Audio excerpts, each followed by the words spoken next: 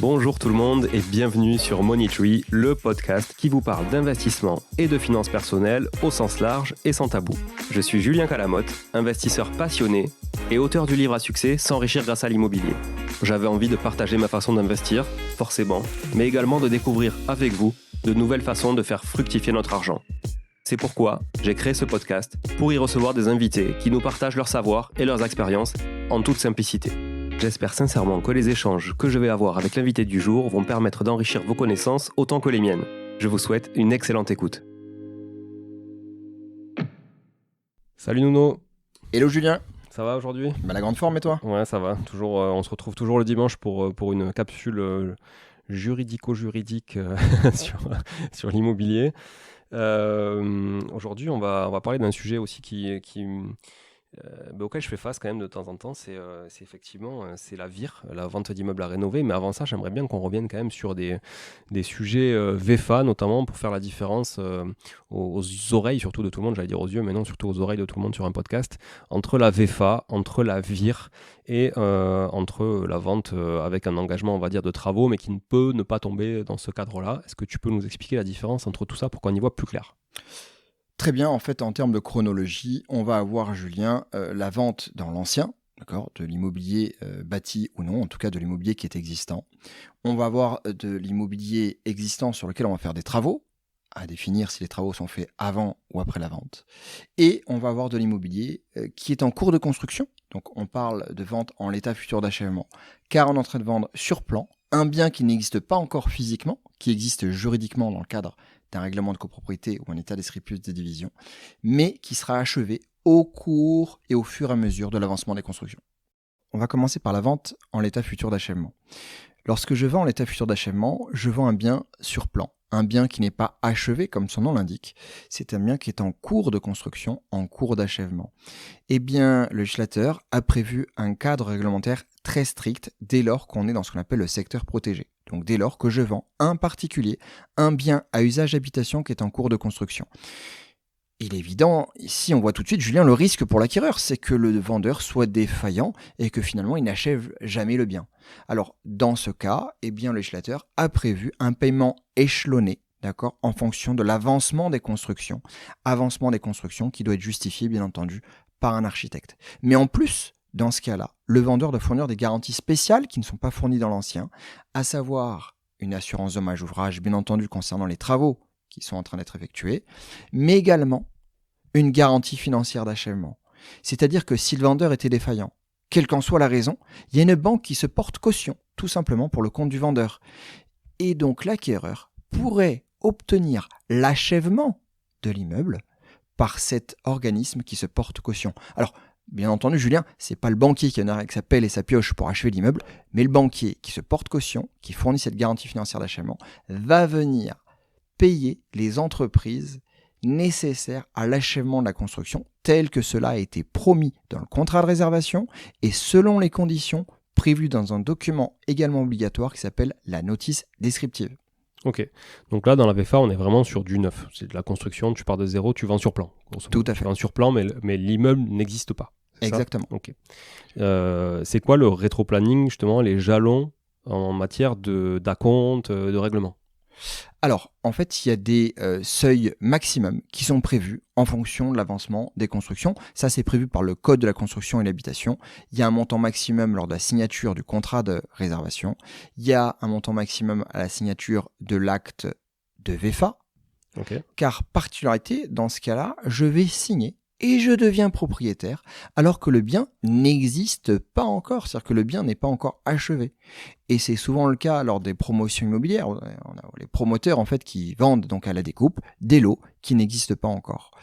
Et on a un paiement qui se fait le jour de la signature chez le notaire, d'accord, en fonction du stade d'avancement qui a déjà été atteint. Et ensuite, le promoteur va envoyer ce qu'on appelle des appels de fonds directement aux acquéreurs. Appels de fonds donc qui vont être accompagnés de deux choses.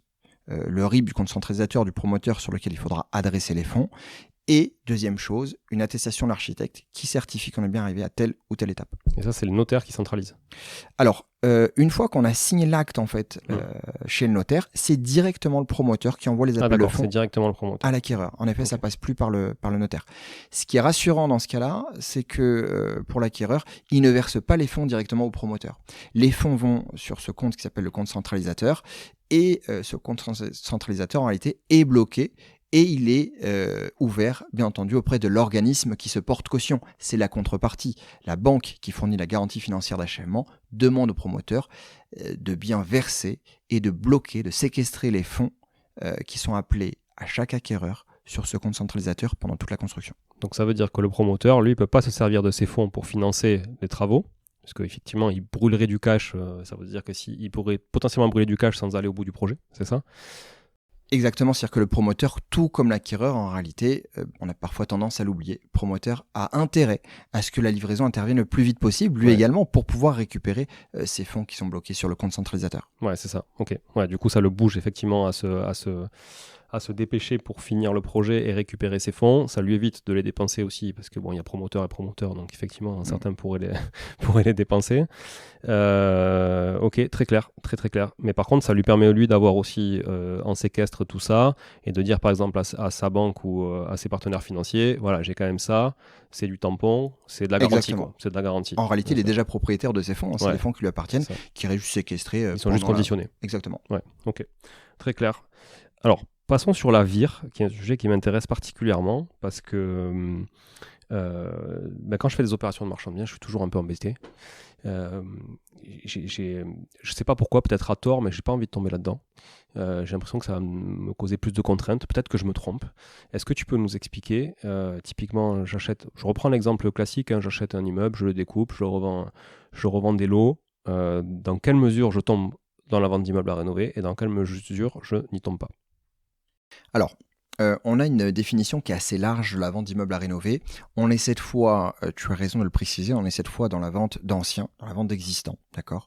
Avec des travaux qui vont être pris en charge par le vendeur après la signature de l'acte de vente. Ça, c'est très important et c'est ce qui permet de dissocier est-on oui ou non dans la vente d'immeubles à rénover. L'acte de vente ou l'avant-contrat ? De l'acte de vente. L'acte de vente. Si tu fais des travaux entre la promesse et la vente, on n'est pas du tout dans la vente d'immeubles à rénover. Donc là, c'est quoi ? C'est juste une notice descriptive, un peu d'engagement quand même, si tu as encore des travaux sur les parties communes à faire, par exemple, des choses comme ça ? Exactement. Alors, deux cas de figure. Premier cas de figure, je vais, en tant que vendeur, faire des travaux après mon acte de vente. Je suis dans le régime impératif de la vente d'immeubles à rénover. Tu as raison. Autant que possible, lorsqu'on n'est pas professionnel, il faut l'éviter. De toute façon, en pratique, vous n'arriverez pas à faire de la vente d'immeubles à rénover. Et je vous explique pourquoi. Parce que dans ce régime impératif, tout comme en VFA, le législateur impose au vendeur de produire à l'acquéreur une garantie financière d'achèvement, cette fameuse caution bancaire. Aujourd'hui, en tant que débutant ou en tant que particulier, il est impossible d'obtenir cette garantie financière d'achèvement ou à des conditions très onéreuse, et ce qui fait que votre projet ne devient plus du tout rentable. Donc en pratique, on voit très très peu de ventes d'immeubles à rénover. C'était une excellente idée de législateur, encore une fois, pour protéger l'acquéreur. Parce que, imaginez, j'achète un bien à 200 000 euros, sauf que mon bien n'est pas en bon état. Mon vendeur s'est engagé à faire des travaux après la vente. Mon vendeur se carapate ou fond les plombs. Je me retrouve, moi, le bec dans l'eau en tant qu'acquéreur. Et c'est pour cela que le législateur a mis en place cette garantie financière d'achèvement. Si le vendeur était défaillant et qu'il n'exécute pas ses travaux, tout simplement, la banque qui s'est portée caution va venir, comme dans le cadre de la VFA, payer les entreprises nécessaires à l'achèvement des travaux. Ces travaux vont être listés, bien entendu, détaillés dans l'acte de vente. Et ce point, on voit ici donc la vente d'immeubles à rénover concerne des travaux pris en charge par le vendeur après la vente. Tu évoquais, Julien, le cas où tu fais des travaux entre la promesse et la vente. C'est ça. Ou tu as la même liste, finalement, tu peux avoir la même liste. Toi, tu t'engages à dire, le mec te signe un avant-contrat en tant qu'acquéreur. Toi, tu dis, nous, on s'engage à faire ça sur l'immeuble. Vous serez livré de ça dans 4 mois quand vous signerez l'acte. Qu'est-ce qui se passe dans ce cas-là ? Alors, dans ce cas-là, il s'agit tout simplement d'une vente classique avec une condition suspensive que le vendeur ait réalisé tel ou tel travaux entre la promesse et la vente. Et j'indique bien qu'il s'agit d'une condition suspensive déterminante du consentement de l'acquéreur et tant que ces travaux ne sont pas achevés, la protection de l'acquéreur, c'est dire la condition n'est pas réalisée, je ne signe pas. Et le vendeur doit donc s'empresser de parfaire à son obligation d'exécuter ses travaux pour pouvoir vendre s'il souhaite récupérer son prix de vente. Ça veut dire que c'est quand même une condition suspensive qui est assez subjective parce que si tu t'es engagé à, on va dire, à repeindre tel truc, à refaire la façade, je sais pas moi, à faire la réfection de la toiture, etc. Mais qu'en fait, s'il y a des notions trop esthétiques dedans, par exemple, et que on n'a pas tous la même vision de l'esthétisme, tu vois, dans quelle mesure, je me dis, un acquéreur peut se retirer de la vente en activant cette condition suspensive, et dans quelle mesure, nous, on peut l'obliger finalement à acheter à partir du moment où on a réglé ça. Tu vois, je trouve que c'est assez arbitraire et subjectif. Alors, d'où l'intérêt, Julien, de bien préciser, lister avec le plus de détails possible les travaux qui vont être réalisés par le vendeur entre la promesse et la vente. Et pour cela, moi, je recommande, outre le fait de dire quel type de travaux vont être réalisés, moi, je conseille de préciser au maximum. Par exemple, si c'est de la peinture, quel type de peinture ? Quelle va être exactement la surface, quel va être le mur concerné. Quel code couleur. Exactement, le nombre de couches. Vraiment, soyez le plus précis possible pour qu'il n'y ait pas de débat. Et j'irai même au-delà. Eh bien, en cas de désaccord entre le vendeur et l'acquéreur, on va tout de suite nommer un professionnel ou un expert qui jugera si oui ou non les travaux ont été exécutés dans les règles de l'art conformément à ce qui a été prévu entre le vendeur et l'acquéreur. Vraiment, ne minimisez pas ce point car c'est souvent un sujet de discorde. Tu l'identifies justement entre le vendeur et l'acquéreur. Ok, bon, c'est très très clair. Engagement avant contrat, donc avant contrat, on verra peut-être plus tard dans une autre capsule, c'est effectivement promesse de vente ou compromis. Et l'acte de vente, s'il y a un engagement là, ça reste de la condition suspensive, donc l'acquéreur est libre de se sortir de la vente si jamais, en tant que vendeur, vous n'avez pas exécuté tout ça, les promesses que vous avez écrites finalement dans les conditions. Mais par contre, si vous vous engagez à faire des choses avant l'acte, donc ça veut dire que là, vous voulez prendre finalement le fruit de la vente avant de réaliser les travaux, parce que potentiellement, vous pouvez utiliser ce fruit de la vente pour réaliser les travaux. Là, vous êtes obligé d'avoir une garantie d'achèvement, c'est ça ? Exactement. Et donc, du coup, on tombe dans la vente d'immeubles à rénover avec effectivement plusieurs contraintes, notamment assurantielles. Exactement. Dans les deux cas, Julien, que je fasse mes travaux avant ou après la vente, donc que je sois ou non en vente d'immeubles à rénover, on n'oublie pas que si je fais des travaux, je suis débiteur de cette garantie décennale que je dois donc à mon acquéreur. Et aujourd'hui, attention, la jurisprudence a évolué. Même si je suis un particulier, je dois cette garantie décennale à mon acquéreur. C'est-à-dire que mon acquéreur, s'il y avait un pépin sur les travaux qui ont été exécutés, qui rentre dans le cadre de la garantie décennale, il va pouvoir se retourner contre moi après la vente pendant un délai de 10 ans à compter de l'achèvement des travaux. Et c'est moi qui vais ensuite me retourner contre les entreprises éventuellement que j'ai mandatées, car c'est moi qui suis en relation contractuelle avec ces entreprises. En réalité, l'acquéreur n'est pas en relation contractuelle avec les entreprises. Donc, normalement, l'acquéreur doit actionner la responsabilité décennale du vendeur, et le vendeur, une fois qu'il a indemnisé et réparé le préjudice, il va faire jouer la garantie décennale des entreprises qu'il a mandatées. Donc, voilà, passez toujours par des entreprises, premier conseil. Deuxièmement, vérifiez les garanties décennales des entreprises que vous mandatez et conservez ces documents précieusement. Et n'hésitez pas non plus à demander à l'entreprise de vous fournir, outre son assurance décennale, on sait qu'aujourd'hui le but d'une assurance, c'est d'assurer mais pas forcément d'indemniser. Et en tant qu'assurance, la première cause de non-règlement d'un sinistre, c'est le non-paiement de la prime. Donc n'hésitez pas à demander au professionnel qui va faire les travaux l'attestation de quittancement des primes pour être sûr qu'il soit bien à jour de ses primes et donc que le moment venu, l'assurance vous dise pas « Ah oui, certes, il avait une assurance décennale, mais il n'a jamais payé la prime, donc je ne vais pas indemniser. » Sans compter sur les fausses attestations, donc toujours effectivement bien croisé, le fait que l'attestation soit bien aussi de l'année en cours d'achèvement des travaux, en tout cas de l'année dans laquelle il a effectué les travaux. Effectivement, tu le dis à juste titre, s'il n'est pas à jour de ses primes du paiement des primes d'assurance, effectivement, il n'est pas assuré réellement, même s'il a eu attestation au 1er janvier, puisque les attestations potentiellement peuvent être envoyées de manière automatique aussi. Voilà. Exactement. Ok, très très clair. L'assurance décennale, elle couvre, on va dire, la garantie, les travaux et la qualité des travaux, etc., éventuellement tout ce qui est structurel. La dommage ouvrage, elle couvre quoi de plus ? Alors, en réalité, ça va être à peu près la même assiette de travaux. On sait que la garantie biennale, donc de 2 ans, c'est pour tous les éléments d'équipement qu'on appelle dissociables. Tout ce qui ne fait pas partie intégrante du bâti, tout ce qui n'est pas gros œuvre. Donc, sur tout ce qui est grosse œuvre justement, tout ce qui est bâti, tout ce qui ne peut pas être enlevé sans détruire en fait l'immeuble, eh bien ça c'est de la garantie décennale. Donc l'entreprise qui intervient, elle vous doit une garantie décennale.